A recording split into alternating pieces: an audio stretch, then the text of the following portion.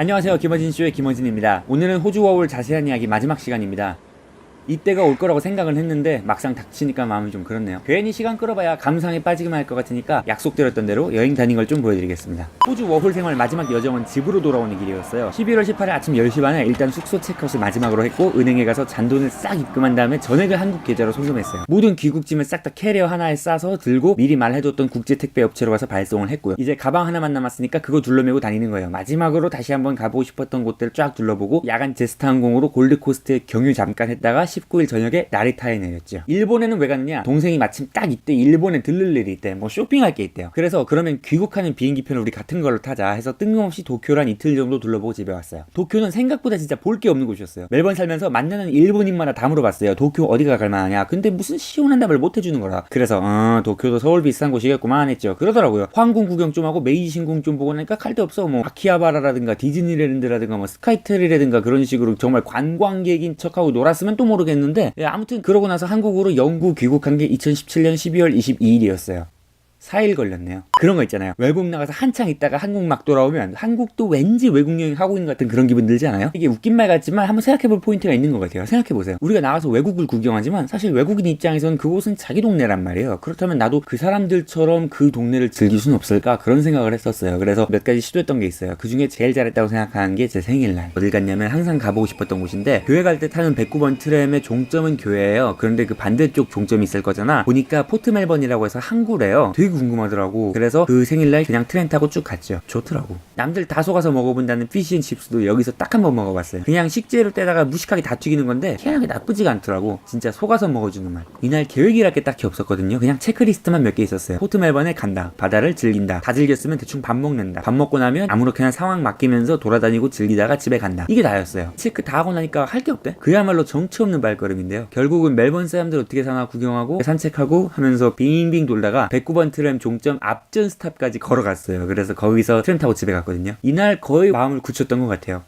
노플랜. 사실은 뭐 이거 그레이트 오션로드 보고 돌아온 길에서부터 살짝 생각했던 건데 그레이트 오션로드는 사실 존재도 잘 몰랐어요. 관심이 없었지. 근데 어느 날 교회 공지사항에 뭐라고 하냐면 여행 사업을 하시는 어떤 집사님이 계신데 가정의 달을 맞아서 이분이 무료 관광봉사를 하려고 하신다. 다다음 주 토요일에 당일치기로 갈 예정이니까 어디 연락해서 신청하시라. 보니까 갈 수 있을 것 같아. 공짜야. 가면 될 것 같더라고요. 그래서 과감하게 연락을 했어요. 그레이트 오션로드는 중국어로 대양로라고 불러요. 그냥 아주 길고 멋있는 해안도로예요. 얘기 들어보니까 1차 대전 때 호주 군인들이 나갔다 왔을 거 아니에요. 그 나갔다 돌아온 3,000명 정도가 이 길을 개발했다 그래요. 처음에 그냥 그래서 그레이트인가 했는데 왜 그레이트냐? 길이 가도 진짜 끝이 없어요. 가다 서서 구경하고 이걸 계속 반복하는데 아무 계획이랄 것도 없고 어딜 가서 뭘 본다, 무슨 사진을 찍는다, 체크리스트도 안 들고 왔거든요. 심지어 현금도 안 가져갔어요. 그 정도로 무계획으로 갔는데 할만하더라고요. 갈만한데 다 가고 나니까 해 떨어지는 건 금방이더라고요. 그래서 승합차 타고 가는데 차는 불이 꺼져 있고 저는 밖을 보면서 집으로 가는데 길이랑 벌판이랑 아무것도 없는 그런 풍경을 쫙 보면서 그런 생각을 했죠.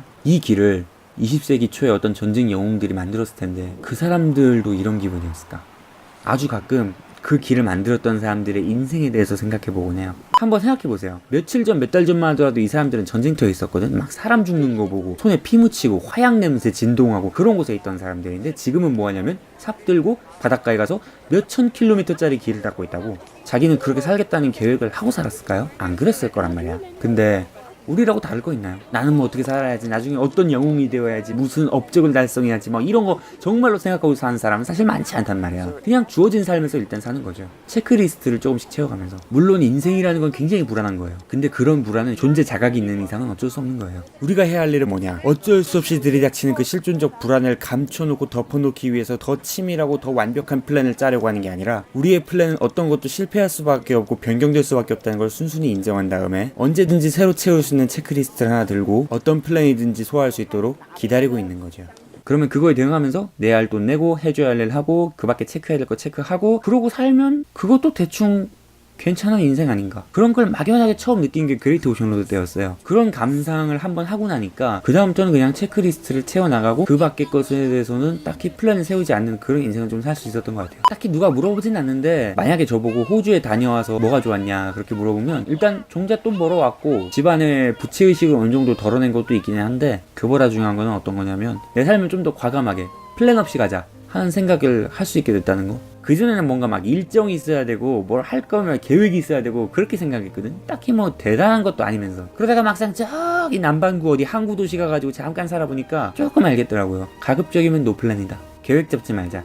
계획 세운다고 뭐 되는 것도 아니고 어차피 계획 빠그러지는 것만 한순간이고 해야겠으면 하는 거지 뭐 까짓거 죽기밖에도 하겠냐? 그런 거죠. 네, 그래서 저는 그런 생각을 가지고 귀국해서 살고 있기 때문에 지금도 막 삼각대 들고 아무데나 다짜고짜 돌아다니면서 김어진 쇼를 찍게 된 거고요. 앞으로도 뭐 삶이 지치고 김어진 쇼가 재미없고 그럴 때마다 호주에서 내가 무슨 생각했고 어떻게 살았는가 하는 뭐 이 영상들을 보면서 스스로 다잡게 되지 않을까 그런 생각을 해봅니다. 아, 김어진 쇼는 평소에도 재미없죠. 그쵸? 아, 어떡하지? 큰일 났네. 아무튼 이로써 호주어울 자세한 이야기 5부작을 마칩니다. 다른 평범한 사람들의 또 다른 비현실적인 이야기로 또 찾아뵙겠습니다. 김어진이었습니다. 감사합니다.